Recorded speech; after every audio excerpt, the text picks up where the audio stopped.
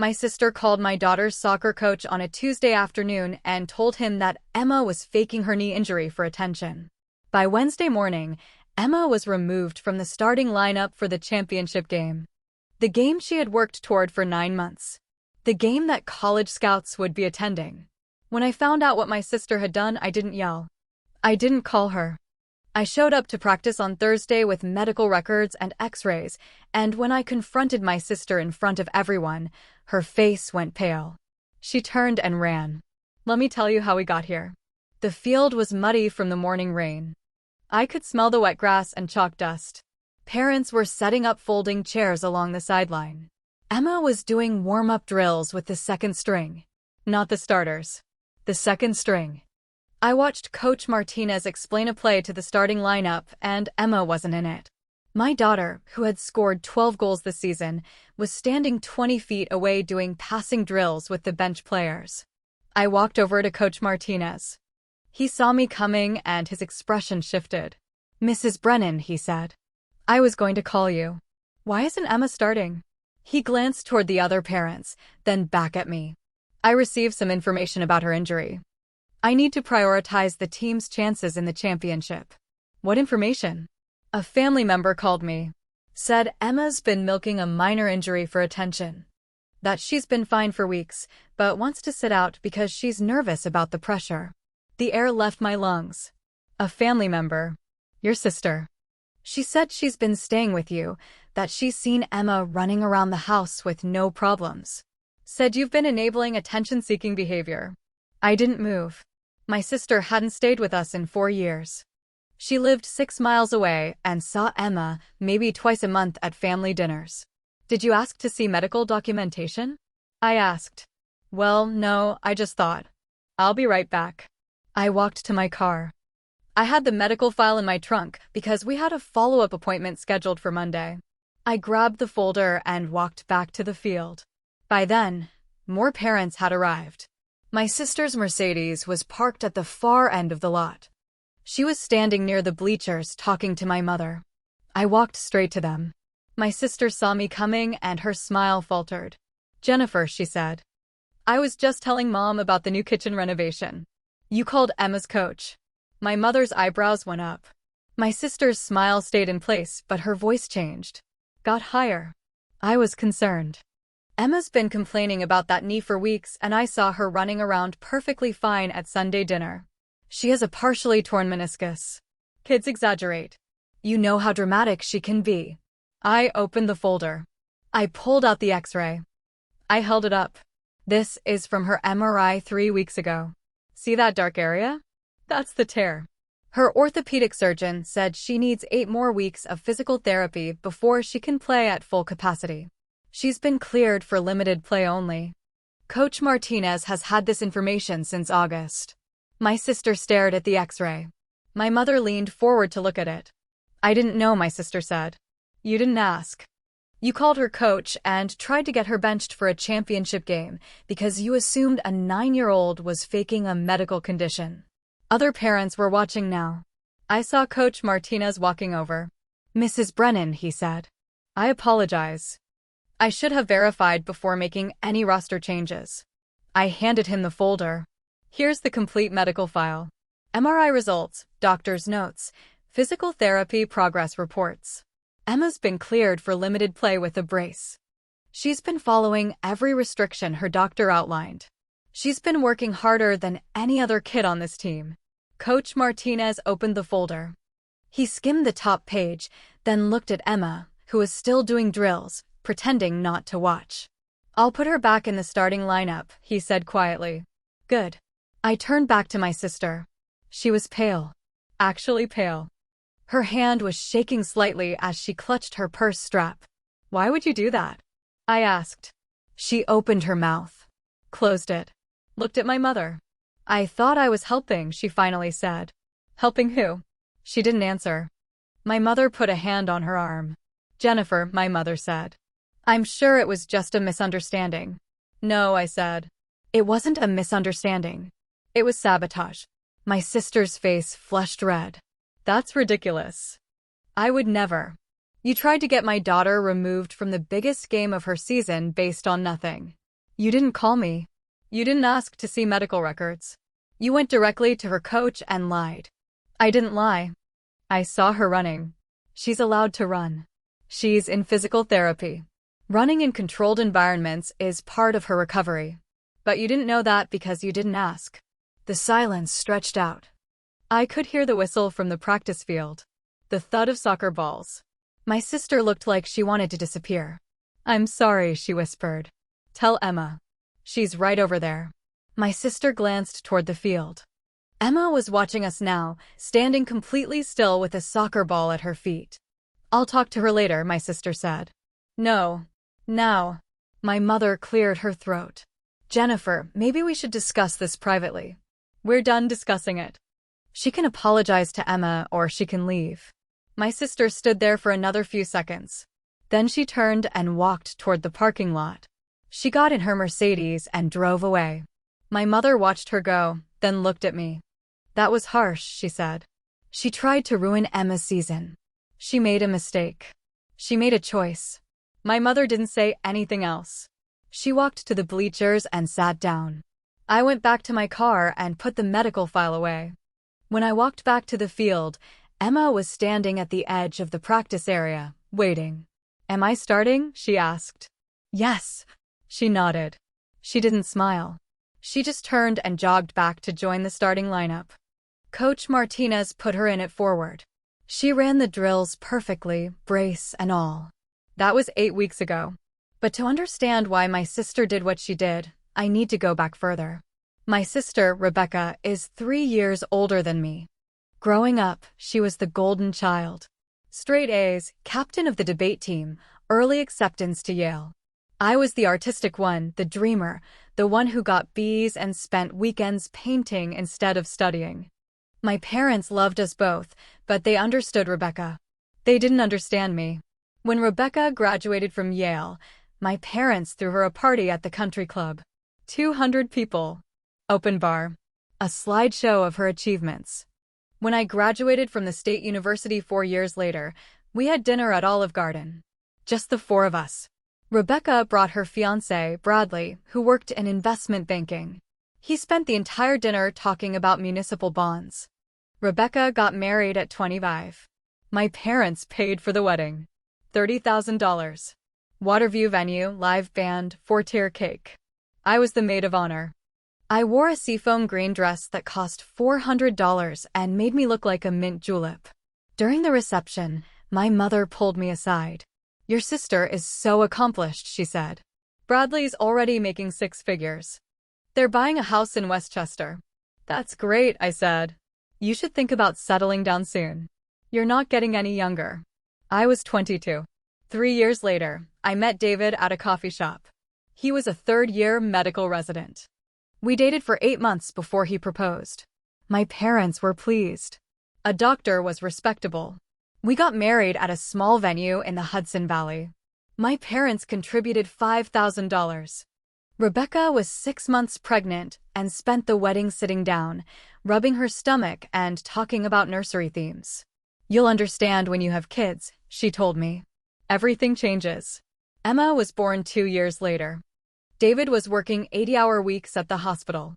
I was working part-time as a graphic designer from home. Rebecca's son, Tyler, was 3 by then. She had quit her job in marketing to stay home with him. She talked about it like a sacrifice. I gave up my career for motherhood, she said at Sunday dinner one week. But it's worth it. Tyler needs me. My mother nodded approvingly. That's what good mothers do. I was still working. I didn't say anything. The pattern continued for years. Every family gathering, Rebecca would mention something I was doing wrong. My parenting, my career, my marriage. Small comments, always framed as concern. Emma seems tired. Are you sure you're not working too much? David's never home. That must be hard on Emma. You should really consider staying home full-time. These years go so fast. I smiled. I nodded. I didn't argue. But I also didn't stop working. When Emma was 5, I started my own design firm. Small at first. Just me and a laptop. I took on freelance clients, built a portfolio, networked. By the time Emma was 7, I had 3 employees and a small office downtown. By the time she was 8, I had 12 employees and annual revenue of $1.2 million. I didn't tell my family. Not the specifics. When they asked about work, I said it was going well. When Rebecca asked what I did all day, I said I worked with clients. I didn't mention the Fortune 500 companies or the government contracts or the fact that I had just signed a 3-year deal worth $850,000. Rebecca told me to be realistic. I called my attorney the next morning and had her draw up expansion documents. I kept showing up to Sunday dinners. I kept listening to Rebecca's advice about work-life balance and the importance of being present for your children. I kept watching my mother nod along, agreeing with every word. And I kept building. 3 months before Emma's knee injury, I closed the biggest contract of my career. $2.3 million over 2 years with a pharmaceutical company for a complete brand redesign. I was in my office when my attorney called to confirm the signatures. "Congratulations," Patricia said. "You're officially a major player." "Thanks. Are you going to tell your family?" "No." "Why not?" "Because I'm not done yet. I had a plan. A specific plan. I had been working on it for 3 years. By Emma's 10th birthday, I wanted to have enough saved to pay for her entire college education without loans. I wanted to have the business valued at over $5 million. I wanted to be completely financially independent, untouchable. And then I would tell them. But I needed time. Rebecca had a way of turning my successes into problems. When I bought a new car last year, she spent 20 minutes at dinner talking about how materialistic society had become. When Emma made honor roll, Rebecca said she hoped I wasn't putting too much pressure on her. Everything I did, Rebecca found a way to diminish. So I stayed quiet. I let her think I was still the struggling work-from-home designer. I let my parents think I was barely keeping my head above water. And I built an empire they couldn't see. The close calls were frequent. Last Christmas, my mother asked what I was doing for work these days. I said I had a few good clients. She nodded, satisfied. Rebecca was sitting across from me, watching. "How's the business?" Rebecca asked. "Steady," I said. "Still just you?" "I have some help." "Contract workers?" "Something like that." She smiled. "Well, it's good you're keeping it manageable. No sense taking on more than you can handle." "Right." That afternoon, I signed the lease on a second office building downtown. 15,000 square feet. Room for 30 employees. In March, Rebecca invited herself over for coffee. She walked through my house, commenting on the furniture, the artwork, the kitchen appliances. "This must have been expensive," she said, touching the marble countertop we had installed last year. "David got a raise." "That's good. You need the help." "We're doing fine." She looked at me for a long moment. "Are you sure?" "Because Mom's been worried about you. She thinks you're stressed." "I'm not stressed." "You look tired." "I'm not tired." She patted my hand. "It's okay to admit when things are hard. We're family." I smiled. I didn't tell her that I had deposited $340,000 into Emma's college fund that morning. I didn't tell her that my company was being considered for a feature in Forbes. I just walked her to the door and said goodbye. The other close call happened in July. My mother called to say she had run into one of my old college friends at the grocery store. The friend mentioned she had seen an article about my company in a local business journal. "I didn't know you were in the news," my mother said. "It was a small piece. They interviewed several local business owners. Rebecca said you never mentioned it. It wasn't a big deal. She's worried you're overextending yourself. Running a business is hard." "I know. Maybe you should scale back. Focus on Emma." "Emma's doing great, Mom." "I'm just saying." Rebecca managed to balance everything when Tyler was young. "Maybe you should ask her for advice." I didn't ask Rebecca for advice. I hired 2 more senior designers and raised my rates by 30%. By September, everything was in place. The business was valued at $4.8 million. Emma's college fund had $480,000. I owned the office building outright. I had a team of 18 people, all of whom were paid well above market rate. I was on track to hit my goal by Emma's birthday in November. And then Emma hurt her knee. It happened during a practice game in early September. She planted her foot wrong, twisted, went down hard. I was there. I saw it happen. I ran onto the field and she was crying, clutching her knee. David met us at the emergency room. The X-rays showed a partial meniscus tear. Not severe, but not minor either. The orthopedic surgeon said she needed rest, physical therapy, and limited activity for 8 to 10 weeks. Emma cried when he said she might miss the championship game. "We'll do everything we can to get you ready," the surgeon said. But no guarantees. We started physical therapy immediately. 3 times a week. Emma worked harder than I had ever seen her work at anything. She did every exercise, followed every restriction, never complained. By mid-October, her physical therapist cleared her for limited play with a brace. Her surgeon agreed. I gave all the documentation to Coach Martinez. "She can play," I told him. "But watch her closely. If she shows any signs of pain, pull her out." Understood. Emma was thrilled. She practiced carefully, never pushing too hard, always wearing the brace. She was back in the starting lineup within a week. The championship game was scheduled for November 15th. Emma's birthday was November 12th. I had planned to tell my family about the business at Emma's birthday party. I had planned the whole thing. A small dinner at our house, just family. After dessert, I would make an announcement. Show them the numbers, the contracts, the business valuation. Not to brag. Not to gloat. Just to say, I did this. While you were dismissing me, I built something real. But then my sister made her phone call. The championship game was on a Saturday. College scouts were confirmed to attend. Emma had been working toward this for 9 months, injured knee and all. And my sister, who had seen Emma run around at a family dinner once, decided she knew better than Emma's doctors. The day after I confronted Rebecca at practice, my mother called. "You embarrassed your sister," she said. "She tried to sabotage Emma." She was concerned. She was wrong.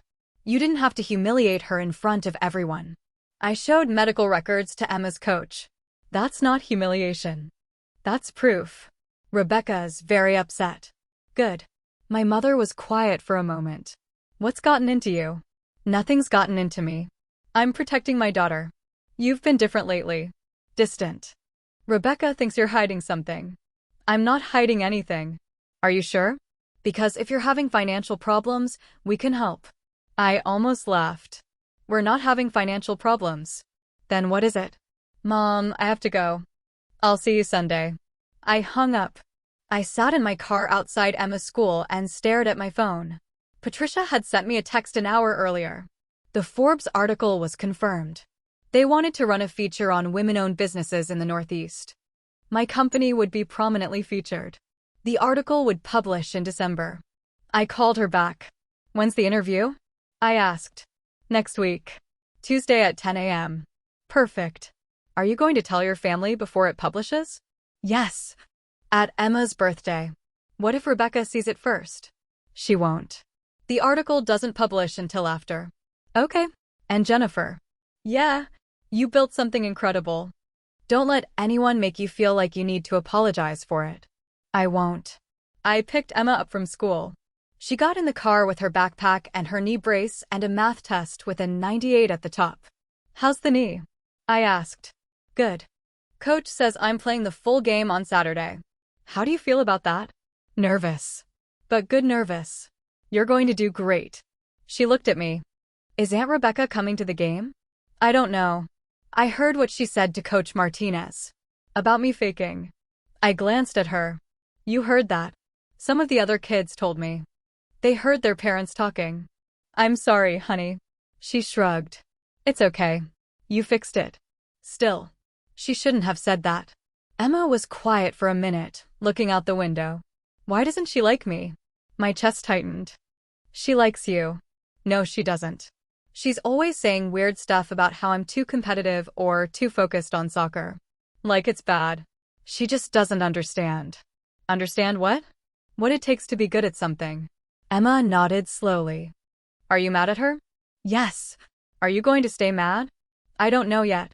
We drove home. Emma did her homework at the kitchen table while I made dinner. David got home at 7. He looked exhausted. "Long day?" I asked. 3 surgeries. 1 emergency. I need a shower and about 12 hours of sleep." Emma's playing the full championship game on Saturday. He smiled. That's my girl. Emma beamed. David ruffled her hair and headed upstairs. I watched Emma finish her math homework, her hand moving carefully around the problems, her face serious and focused. She looked like me. Same dark hair, same stubborn expression when she concentrated. Rebecca had said once that Emma was too intense for a 9-year-old. She should be having fun, Rebecca had said. Not obsessing over soccer. She is having fun, I had said. It doesn't look like fun. That's because you don't know what dedication looks like. Rebecca had stared at me. Excuse me? Nothing. Never mind. That was 6 months ago. I had almost said it then. Almost told her everything. But I stopped myself. Not yet. Not until everything was in place. The week before Emma's birthday, I had 87 hours until the party. I had the house cleaned, the caterer booked, the cake ordered. It was going to be small. Just my parents, Rebecca and Bradley and Tyler, David's parents, and Emma's 2 best friends from school. Dinner at 6. Cake at 7. Announcement at 7:30. I had rehearsed what I would say. Not a speech. Just a simple statement. I want to share something with all of you. My business has done well this year. Really well. I'm proud of what we've built. And then I would show them the numbers. The contracts. The Forbes feature that would publish in 3 weeks. On Tuesday, I did the Forbes interview. The journalist was a woman in her 40s named Michelle Park. She asked good questions. What was the biggest challenge in building your company? She asked. Staying invisible while I grew, I said. She raised an eyebrow. Invisible? I had people in my life who would have tried to stop me if they knew how big this was getting. So I kept it quiet. Family?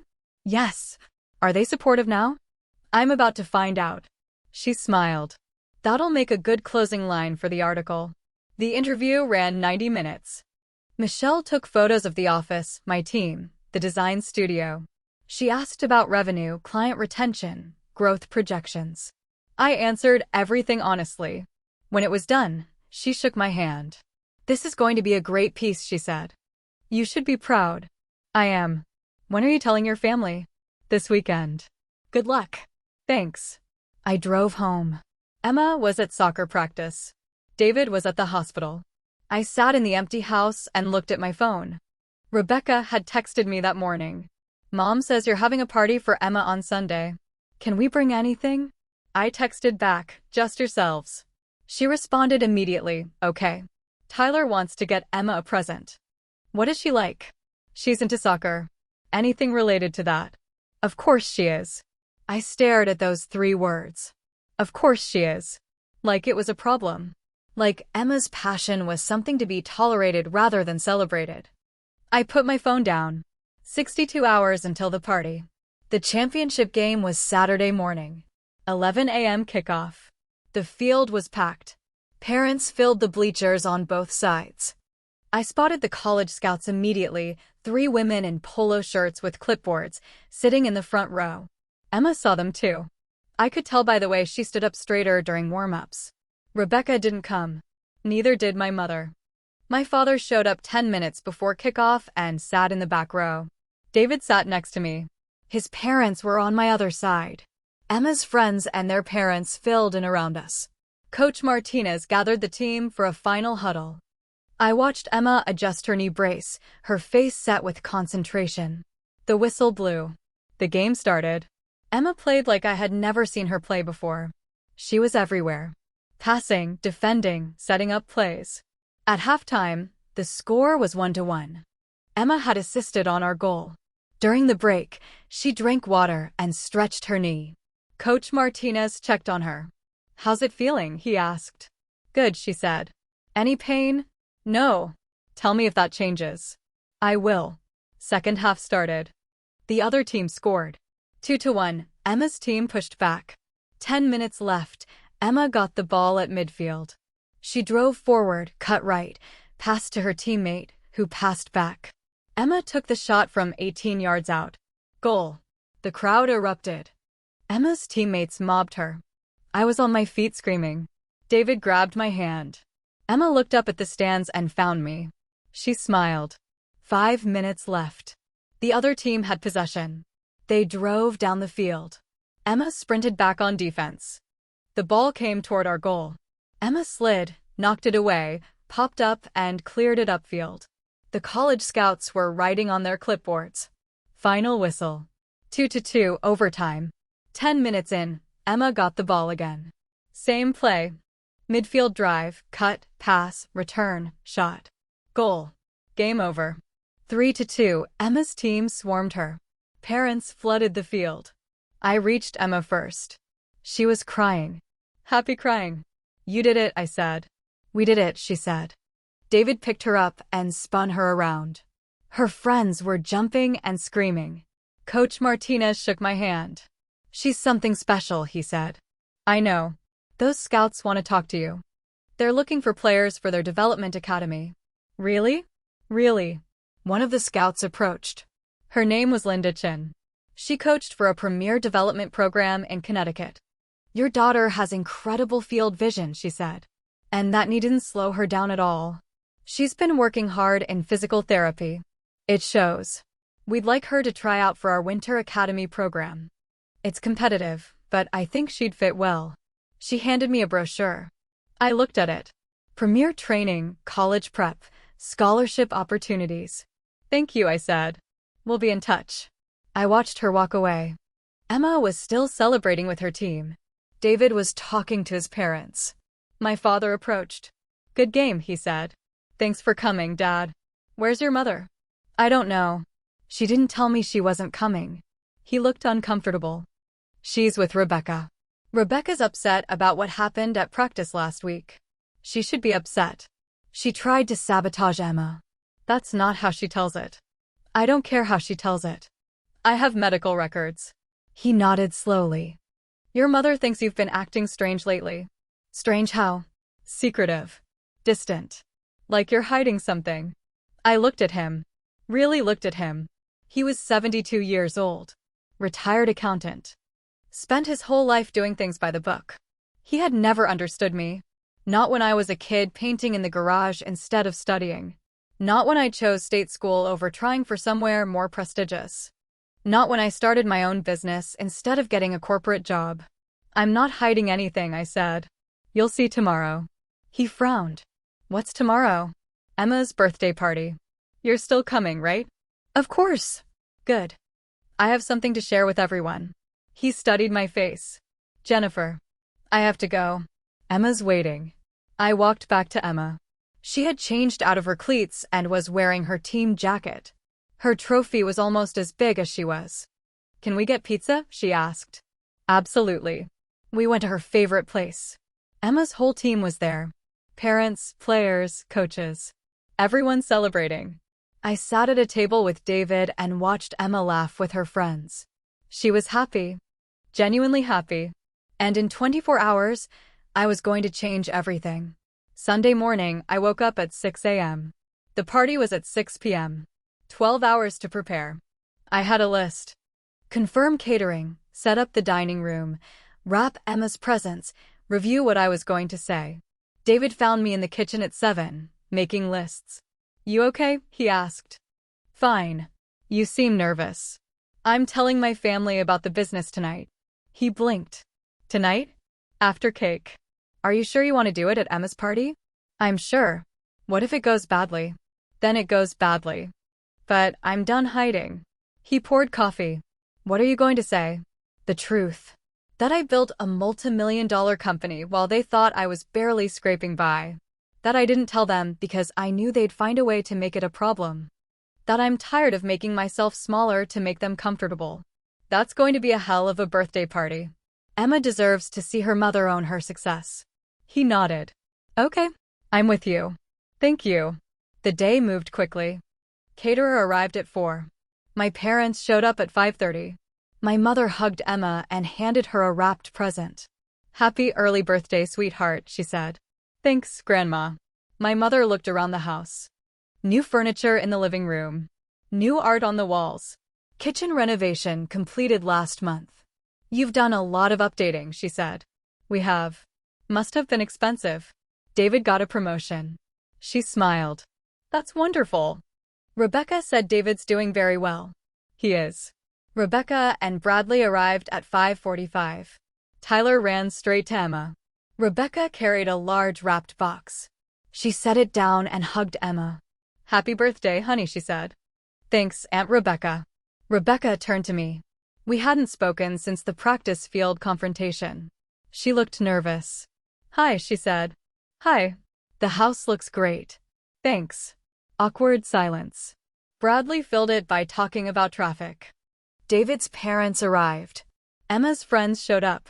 By 6:15, everyone was there. Dinner was perfect. The caterer had done steak, salmon, roasted vegetables, salad. Everyone ate and talked, and Emma opened presents between courses. She got soccer gear, books, art supplies, a new bike. She was glowing.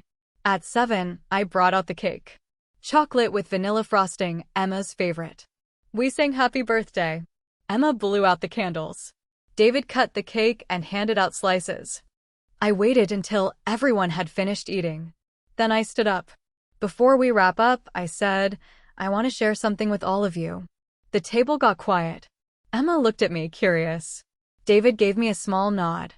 "I know some of you have been worried about me lately," I said, looking at my mother. "You've asked if I'm stressed, if work is too much, if I'm managing okay." My mother shifted in her seat. Rebecca was watching me carefully. "I want you to know that I'm doing more than okay," I continued. "My business has grown significantly over the past 3 years. This year, we had annual revenue of $4.2 million. I have 18 employees. We have contracts with Fortune 500 companies and government agencies. Last month, I was interviewed for a feature in Forbes magazine." Complete silence. My mother's fork stopped halfway to her mouth. My father's eyes widened. Rebecca's face went blank. "I didn't tell you because I wanted to wait until I hit a specific goal. I wanted to have Emma's entire college education funded. That happened last month.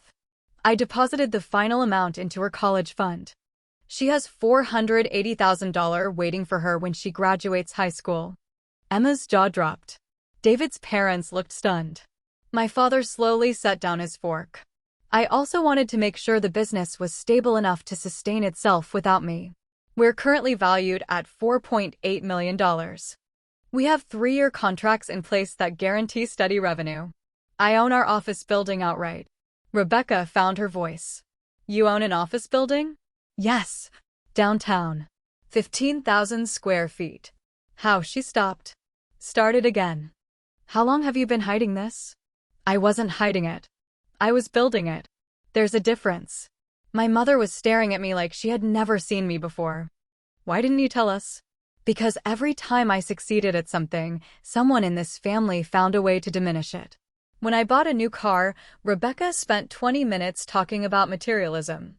When Emma made honor roll, Rebecca said I was putting too much pressure on her. I got tired of making my accomplishments smaller so everyone else could feel comfortable." Rebecca's face flushed. "That's not fair, isn't it? You called Emma's coach and told him she was faking an injury. You tried to get her pulled from the championship game. Why?" I thought. "You thought what?" "That a 9-year-old was manipulating me? That I couldn't tell the difference between a real injury and attention-seeking. She's always been dramatic. She has a partially torn meniscus. I showed you the x-rays." Rebecca's voice went up. "I made a mistake. I apologized." "No, you didn't. You ran away. You didn't apologize to Emma. You didn't admit you were wrong. You just left." Tears started in Rebecca's eyes. "I didn't know it was that serious. You didn't ask. You assumed. And you tried to sabotage her because you couldn't stand that she was succeeding at something you don't understand." My mother stood up. "Jennifer, that's enough." "No, it's not enough. I've spent my entire adult life listening to Rebecca's advice about what I should do with my career, my marriage, my parenting. I've smiled and nodded while she told me I was doing everything wrong. And the whole time, I was building something she couldn't even imagine." Rebecca was crying now. Actually crying. Bradley put his arm around her. My mother looked furious. "How dare you?" my mother said. "Rebecca has always supported you. Rebecca has always condescended to me. There's a difference. She's your sister. And I'm her sister. But she's never treated me like an equal. She's treated me like a project. Someone who needs fixing. Rebecca stood up abruptly. Her chair scraped against the floor. I can't do this. Then leave, I said. She stared at me. Her face was blotchy, mascara running. You've changed. No. You're just finally seeing me. She grabbed her purse. Bradley stood up, confused. Tyler looked scared. Rebecca, my mother started. I'm leaving, Rebecca said. She looked at me one more time. I was trying to help you. I don't need your help. I never did. She turned and walked out. Bradley grabbed Tyler's hand and followed. The front door slammed. The dining room was silent. My mother slowly sat back down. I can't believe you just did that. I can, my father said quietly. Everyone looked at him. You've been building up to this for years, he said to me. I'm surprised you waited this long. Dad, my mother started. No, Linda. Let her speak. I looked at my father. He was watching me with something that might have been respect. I wanted to prove I could do it, I said. Build something real. On my own terms. Without anyone's permission or approval. You did, he said. I'm proud of you. My mother made a sound. Proud? She just attacked her sister at a birthday party. She told the truth, my father said. Maybe it was overdue. David's mother cleared her throat. Well, I think it's very impressive. What you've built. Thank you, I said. Emma was looking at me with wide eyes. Mom? Are you okay? I'm okay, honey. Is Aunt Rebecca coming back? Not tonight. Oh. She thought about that. Can I have more cake? The tension broke. People laughed. David cut more cake. Conversation slowly resumed. My mother sat in silence for the rest of the evening. My father asked me questions about the business. David's parents wanted to hear about the Forbes article. When everyone left, David and I cleaned up the dining room. Emma was upstairs in her room with her new presents. That was intense, David said. I know. Do you regret it? No. Your mom's going to be angry for a while. Probably. He pulled me close.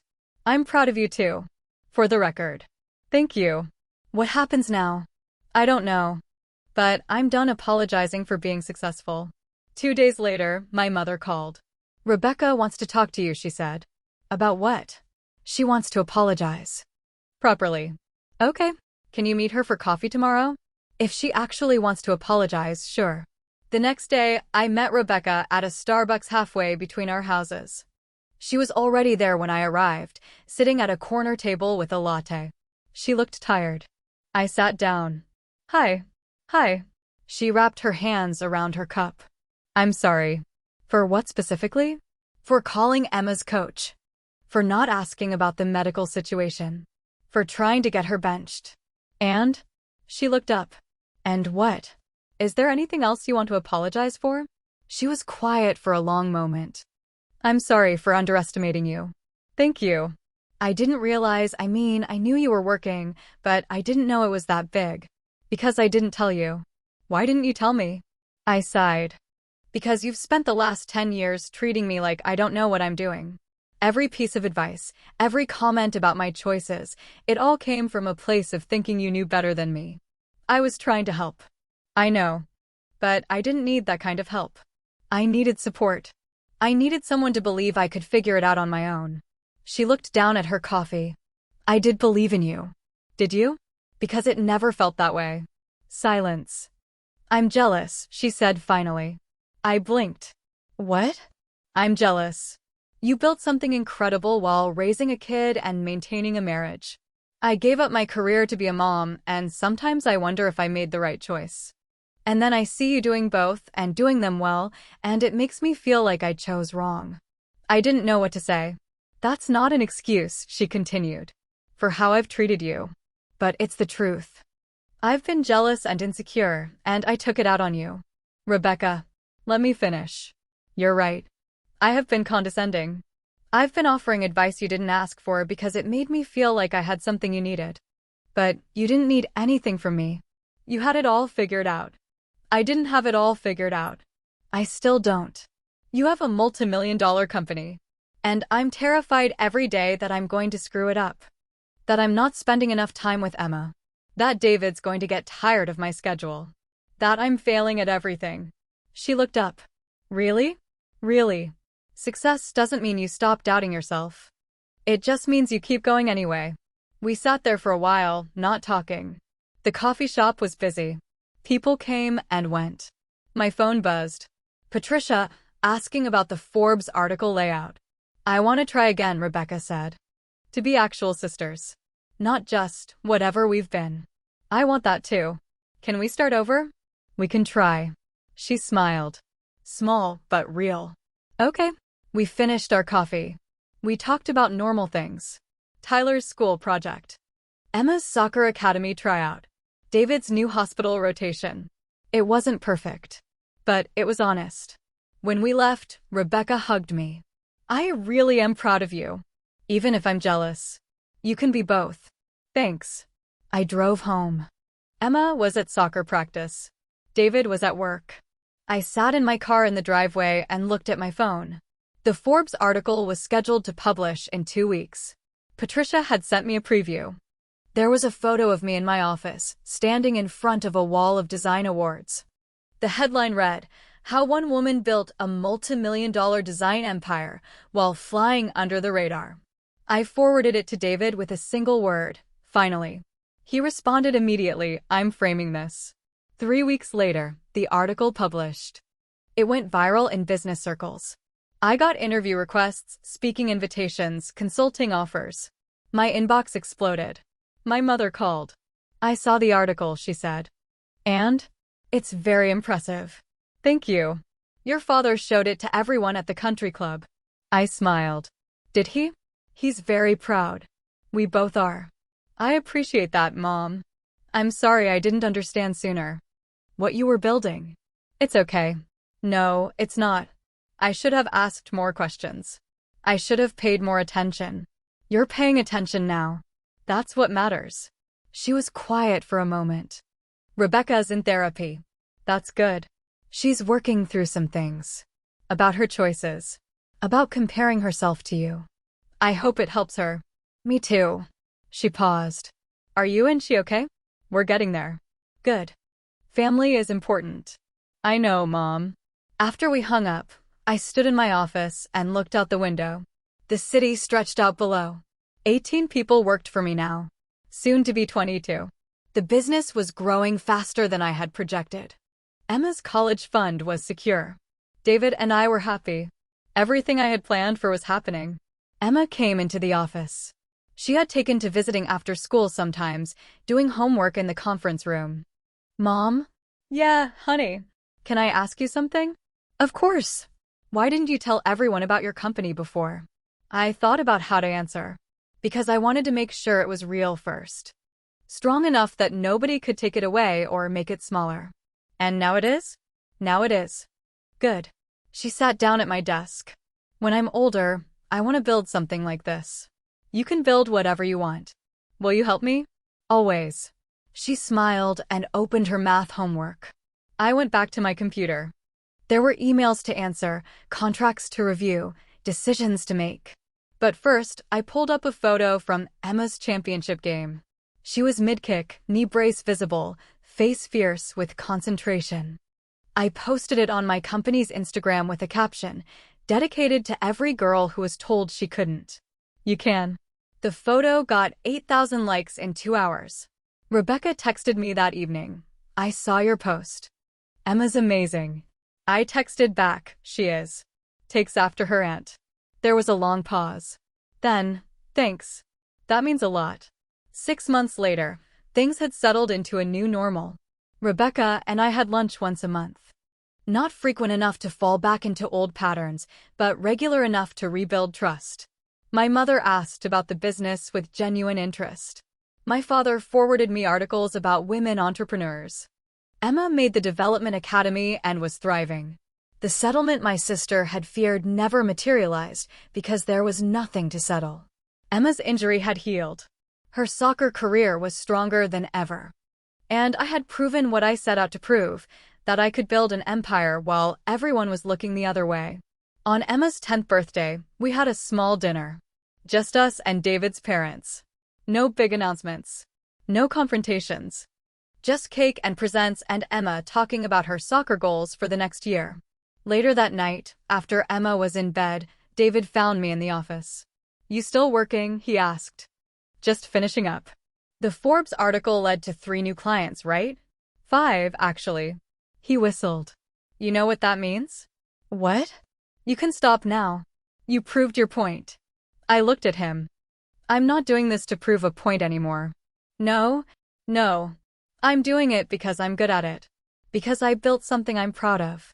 Because I want Emma to see that her mother doesn't shrink to fit other people's expectations." He smiled. "Fair enough. Also, I signed a contract for a second office building this morning." Of course you did. We stood there for a moment, looking at the computer screen filled with project timelines and revenue projections. "Do you ever regret it?" he asked. "The confrontation at Emma's party?" "No. Not even a little?" "Not even a little." Rebecca needed to hear the truth. My family needed to see who I actually am. And I needed to stop hiding. "What about the people who say you were too harsh?" "They can think whatever they want. I spent a decade being gentle and accommodating, and it got me nowhere. Sometimes you have to be harsh to be heard." He kissed the top of my head. "I love you." "I love you too." Emma appeared in the doorway in her pajamas. "Mom? Can I ask you something?" "Sure, honey." "When you knew Aunt Rebecca called my coach, why didn't you call her first? Why did you go to the practice?" "I thought about it. Because I wanted witnesses. I wanted her to see that I wasn't going to handle it quietly. That there would be consequences for trying to hurt you." "Did it work?" "What do you think?" She smiled. "I think she won't do it again." "Probably not." "Good." She yawned. "I'm going to bed. Good night." "Good night, sweetheart." She left. David and I turned off the lights and headed upstairs. In the bedroom, I checked my phone one last time. An email from Patricia. The company valuation had been updated. We were now worth $6.2 million. I put the phone down and smiled. 3 years ago, my sister told me to be realistic about my business goals. Last week, she asked if I had any positions open at my company. She wanted to come back to work, and she thought maybe I could use someone with her marketing background.